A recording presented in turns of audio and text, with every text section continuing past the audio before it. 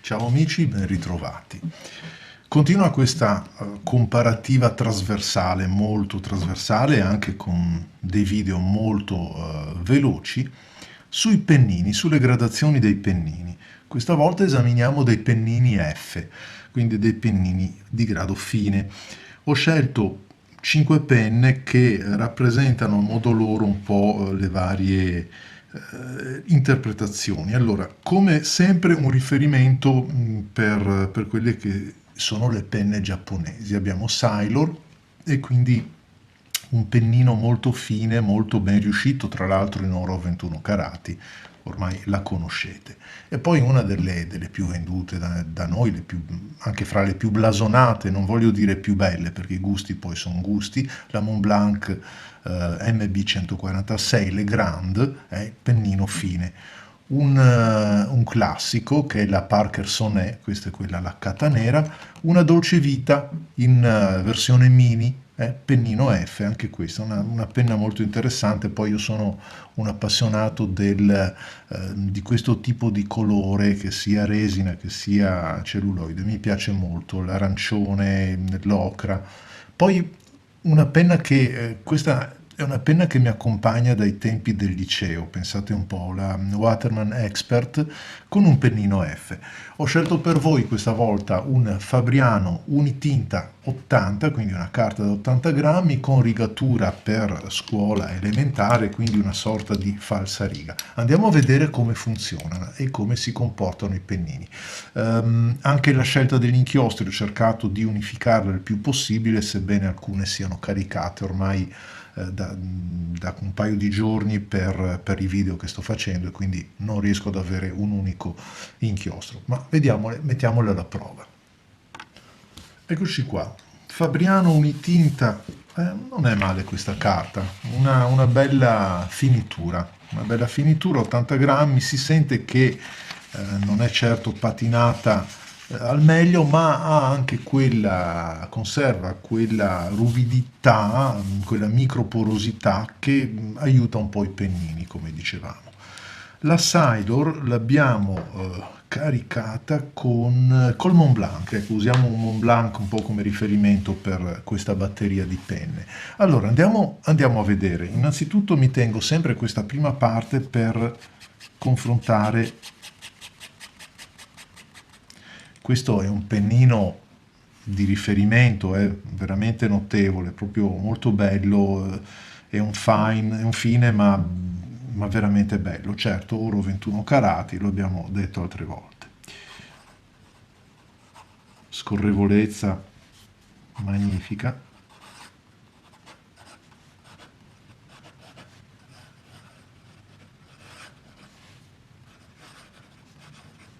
Vado veloce, è un Montblanc blu di quelli che ho da un po' di tempo. Bella, niente da dire, niente da dire.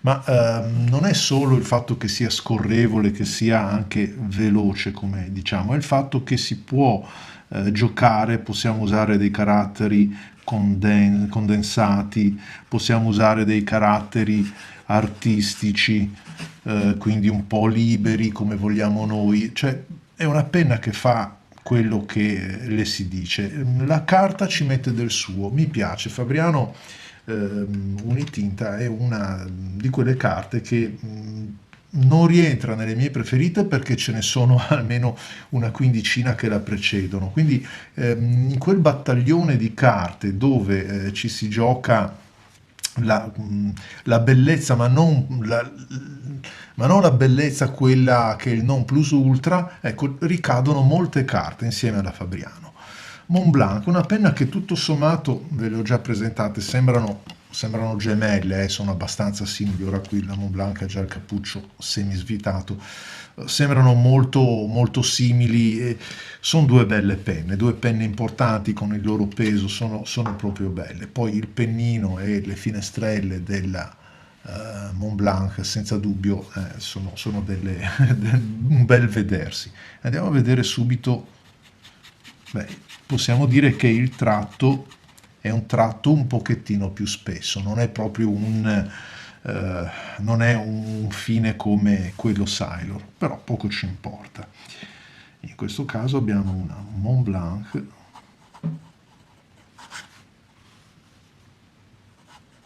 MB 146.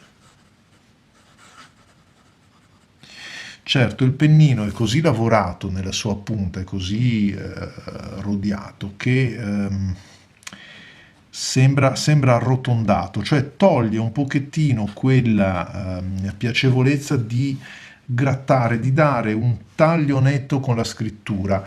È una cosa che a me piace, ma non è detto che piaccia. Ovviamente dall'altra parte ha questa capacità di scrivere senza impuntarsi mai, di andare sempre sul velluto, quindi possiamo dire che è un pennino molto scorrevole in tutte le situazioni. Poi certamente anche su una carta così, se poteste sentire come scorre, però ci accorgiamo che il tratto comunque è un fine un pochettino più abbondante rispetto all'altro. Andiamo a vedere una stilografica di quelle storiche, la Parkerson è coniugata un po' in tutte le sue varie forme, in argento, in oro, in metallo, qua e là. Questa è forse la più basica, anche questa è una penna che mi accompagna davvero da tanti anni. Il pennino Parker, il pennino è un F, però è duro come un chiodo, ve lo scrivo anche se non avete sentito bene, è proprio duro come un chiodo. Non è un pennino che mi piace molto perché è difficile, insomma, è difficile lavorarci perché non c'è molta confidenza, quello che manca è proprio questo, cioè manca la confidenza, servono inchiostri che abbiano la possibilità di asciugare molto il tratto, allora a quel punto diventa una penna che comincia a piacermi di più. Assomiglia molto, dico molto, alla Mont Blanc, anche se non ha quella finezza nello scorrere, però scorre dappertutto. Il pennino è un po' meno comunicativo, però come vedete il tratto sembra identico a quello della Mont Blanc, quindi anche in questo caso un fine europeo che è più vicino per l'appunto a un fine abbondante piuttosto che a un fine giapponese. E questa è bella o no? È bella sì, è bella sì. Peccato per le sorti di questa azienda che insomma non ha attraversato buone acque. Vediamo subito. Molto bello. Il pennino è bello, questo è un F ed è veramente un bel pennino. Vediamo se rientro nell'inquadratura. Fra quelli che ho provato fino ad adesso è quello che mi piace un pochettino di più, ma perché? Non è solo una questione di pennino, è anche una questione di lunghezza della penna. Mi casca bene in mano, mi piacciono le penne piccole e quindi bene, è molto bella. Questo è un pennino F. E anche la scorrevolezza, anche se dobbiamo scrivere degli appunti veloci, è molto, molto naturale, veramente molto, molto naturale. Ma come vedete è composta, non ti porta via, è molto, mi piace molto. Tra l'altro è una di quelle penne che si trova anche molto bene col Mont Blanc, quindi in questo caso è un po' avvantaggiata e anche la carta ci mette del suo. Per ultima, visto che non stiamo facendo dei video di approfondimento, ma giusto per comparare i tratti, abbiamo la Waterman Expert. Questo pennino, che è un pennino fine, a me piace un sacco, ma proprio un sacco, perché innanzitutto lo avete sentito, ve lo faccio risentire magari qui a fianco, ha questo modo di grattare che mi fa capire già in partenza che mi aiuterà nelle fasi della scrittura, cioè verrà un pochettino a confliggere con la carta e quindi non sarà così sfrenato nei suoi movimenti e mi aiuterà a contenere sia le gambette che ogni slancio che io imprimo alla penna.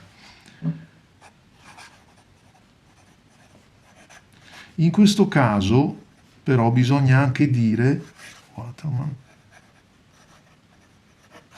Expert Fine Nib. In questo caso però l'inchiostro è un inchiostro Visconti, che è uno di quelli che a me piace molto. Visconti. Credo sia anche un po' viziato perché dico la verità che ho sciacquato la penna un po' in velocità, c'era un inchiostro nero e non è il vero colore del Visconti, questo lo vedo un pochettino più scuro, però portate pazienza, è una delle cose che detesto dei video, dover sciacquare in continuazione un sacco di penne, asciugarle, spurgarle del tutto e vanno via mezz'ore e mezz'ore solo per questo. Allora, cosa possiamo dire in conclusione? In conclusione, questo pennino F non è certo simile a quello della Sailor. Adesso ve li avvicino un pochettino così vediamo di capire e di vedere un pochettino meglio quello che abbiamo visto. Il primo è quello della Sailor, fuori dubbio che è il fine più sottile fra tutti. Quello Mont Blanc è un pennino fine ma è arrotondato, quindi non dà l'idea di avere fra le mani una lama, una lametta, un rasoio, è arrotondato, è morbido e questo però è anche la carta vincente perché scrive davvero dappertutto. Altrettanto fa il Parker Sonnet, però è chiaro che non ha la qualità del Mont Blanc. Però, come vedete, è un tratto fine, diciamo corposo, anzi corpulento, perché è ancora un pochettino più largo rispetto al Mont Blanc. Perché? Perché è un po' più sfrangiato ancora, è più rotondo, quindi l'inchiostro si spande in maniera diversa. Quello della Dolce Vita, che vi dicevo è un pennino che a me piace, come vedete è simile a quello della Mont Blanc, però è un pochettino più contenuto, diciamo che, per usare un termine, gratta appena di più. È una caratteristica che a me non dispiace affatto e ancora di più è questo qui della Waterman Expert. Come vedete è un po' più sottile rispetto ai fini che abbiamo visto precedentemente, non arriva ad essere sottile come il Sailor, però è un buon sottile. Qui gioca un ruolo anche abbastanza importante l'inchiostro Visconti, che è un inchiostro magro, quindi non si spande molto nelle fibre. Vi ringrazio come sempre di essere stati con me e vi aspetto ai prossimi video di Stilografic Art. Ciao a tutti!